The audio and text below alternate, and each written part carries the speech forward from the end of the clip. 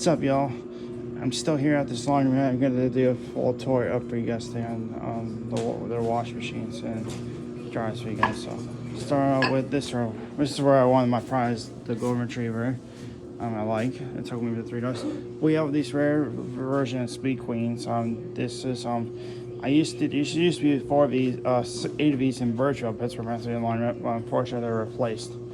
And we got this one. It looks like it's a Speed Queen. Got this one $7.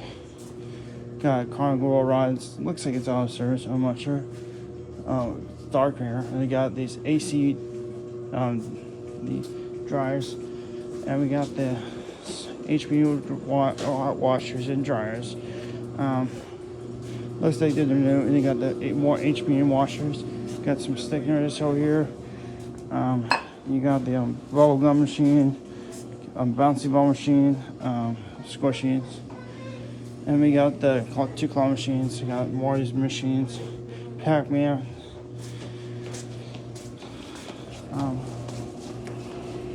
And last but not least, you got the snack machine and then the pop machine. And then you got the Speed Queen washers that replaced 6 Maytag Neptunes, which sucks. And the detergent machine. And so forth.